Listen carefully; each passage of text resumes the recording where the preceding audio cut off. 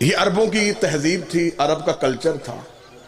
رات کے چور دن کے چودھری ہوتے تھے۔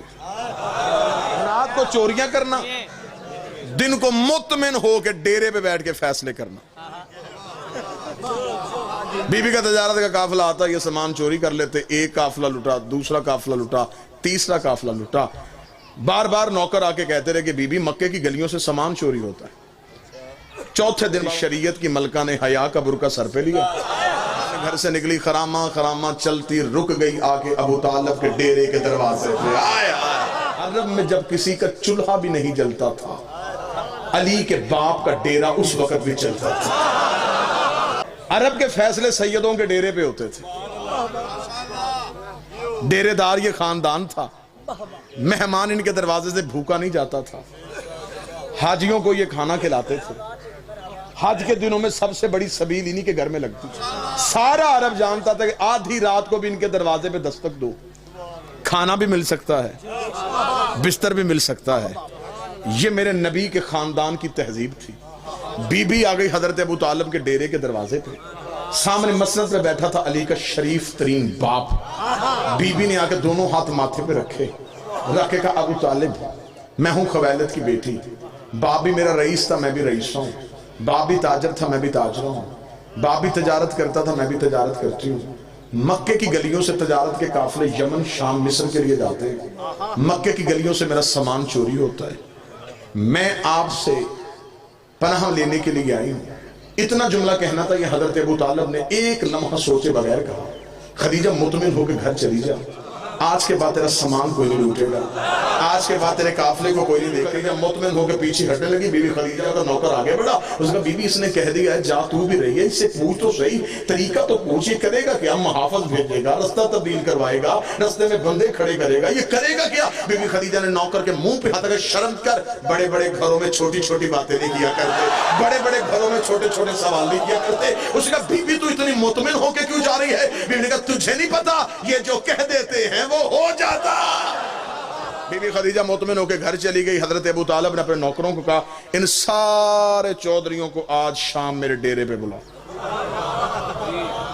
سارے اکٹھے ہو گئے، حضرت ابو طالب کے ڈیرے پہ آ گئے۔ سردار عرب، رئیس مکہ، علی اور محمد کے مشترکہ باپ اٹھ کے کھڑے ہوئے، ایک خطبہ دیا جسے خطبۃ القریش کہا جاتا ہے، قریش والوں کو دیا ہوا خطبہ۔ حضرت ابو طالب نے سب کو اپنے ڈیرے پہ بلایا، بلا کے حضرت ابو طالب نے کہا دیکھو قریش والوں، آج خویلد کی بیٹی خدیجہ میرے گھر آئی تھی، اس نے شکایت کی ہے کہ مکے کی گلیوں سے اس کا سامان چوری ہوتا ہے اور مکے والے تم ہو، لہٰذا میں یہ نہیں کہوں گا کہ کون چوری کرتا ہے، میں صرف تمہیں یہ سمجھانا چاہتا ہوں آئندہ سے قافلہ نہ لوٹنا۔ حضرت ابو طالب کا جملہ میری پوری زندگی کی خطابت پلڑے پہ رکھی جائے، یہ جملہ پھر بھی وزنی ہے۔ حضرت ابو طالب کہ میں تمہیں گھر بلا کے صرف اتنا سمجھانا چاہتا ہوں، عورت کے قافلے لوٹنا کوئی مردانگی نہیں ہے، یہ کوئی طریقہ ہے؟ وہ پردہ دار مستور ہے، تم اس کا سامان چوری کرو۔ اتنا جملہ کہہ رہا تھا، یا ایک بندہ اٹھ کے کھڑا ہو گیا، اس نے کہا ابو طالب تیرے مشورے کا شکریہ، لیکن پہلے یہ بتا کہ ہم کریں تو کریں کیا؟ عرب میں کاروبار کیا ہے؟ پتھر بیچیں؟ سوائے پہاڑوں کے یہاں پہ ہے کیا مکے میں؟ نہ صنعت نہ زراعت، چھوٹے چھوٹے ہمارے قبیلے ہیں، اتنے دور دور کے ملک ہیں تجارت کے لیے، اگر وہاں تک تجارت کے لیے جائیں تو جتنا رستے میں خرچہ ہے اسی میں تو ہمارا مال چلا جائے۔ ابو طالب نے کہا تم نے مجھے پہلے کیوں نہیں بتایا کہ تمہارے پاس کرنے کے لیے کاروبار کوئی نہیں؟ علم معاشیات کا، علم اقتصادیات کا، علم اکاؤنٹس کا سب سے پہلا قانون علی کے باپ نے بنایا تھا۔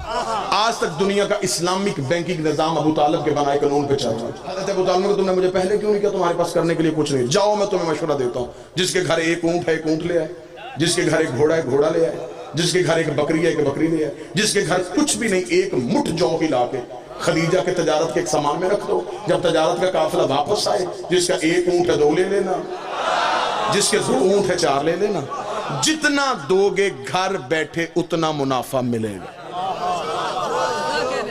اب گئے گھروں میں جو تھا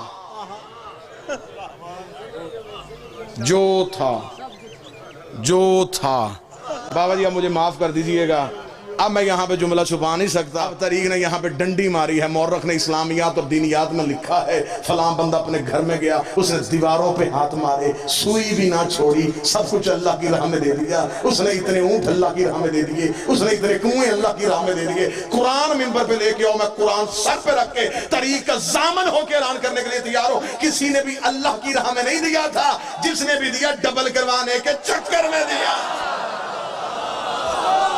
اگر کسی نے اللہ کی راہ میں دیا ہوتا تو خدا قرآن میں ذکر کر دیتا. میں دلیل دیتا ہوں, اگر کوئی اللہ کی راہ میں دیتا خدا قرآن میں آیت بھیجتا.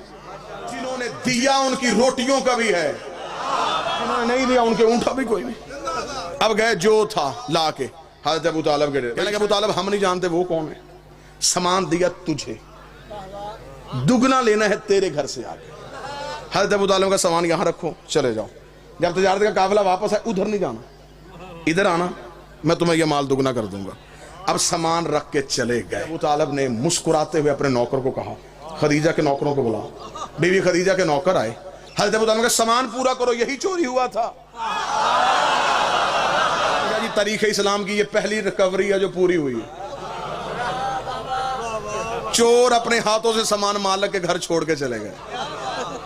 بی بی خدیجہ کے نوکر پریشان ہو گئے, انہوں نے کہا کل ابھی ہم نے شکایت کی ہے, آج سامان مل گیا, یہ کہاں سے ملا ہے, یہ کہاں سے آئے؟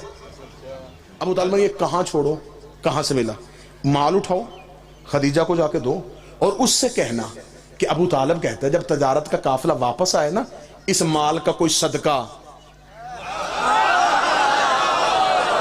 انہیں دے دیں.